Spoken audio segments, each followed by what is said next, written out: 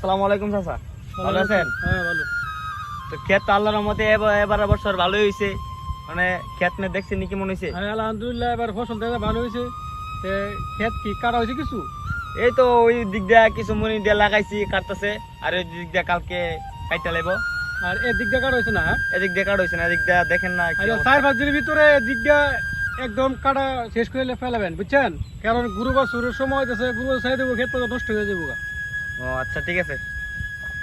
আচ্ছা চাচা, কিছু না মনে করলে একটা কথা জিজ্ঞাসা করুম। হ্যাঁ বলো।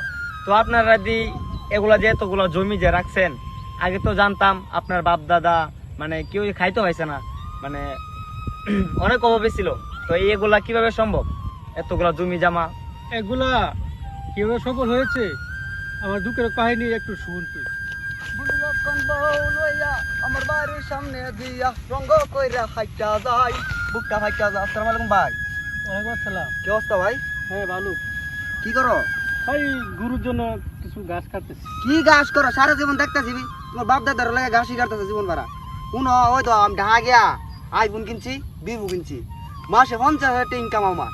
তুমি এটা বাদ দিয়ে আমার ডালু তোর মিয়া। না রে ভাই, আসলে যেতাম না, এটা বাপ দাদা তো সম্পত্তি আছে, এটা কাজ করে কিছু চলতে থাকি।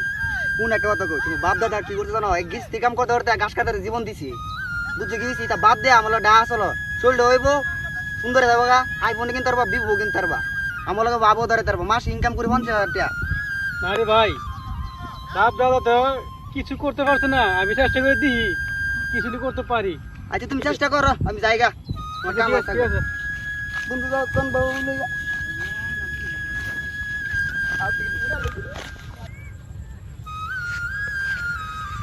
আলহামদুলিল্লাহ, এবারের ফসল খুব সুন্দর ফসল হয়েছে। এবার মনটা অনেক শান্তি হয়েছে জমিটা দেখে। কেউ ভাই এবার আরে ভাই রাকিব দি, ও ভাই, কি খবর তোমার? ঢাকা শহরে কি খবর তোমার? আলহামদুলিল্লাহ আছি মোটামুটি বছর ভালো। এবছর ইনকাম কেমন হয়েছে? ভাই এবার ইনকাম 30,000 টাকা কামাইছি। তোমার কি অবস্থা? আমার তো ভাই আলহামদুলিল্লাহ এবছর আল্লাহ যদি 5-6 লাখ টাকা মানবার করতে পারো। কি কো ভাই, তুমি কেমবে কি করছো এ এক মাসে? তুমি তো অনেক অহংকার করছিলে ভাই, যে ভাই 2-3টা মোবাইল কিনে আনিছো ভাই।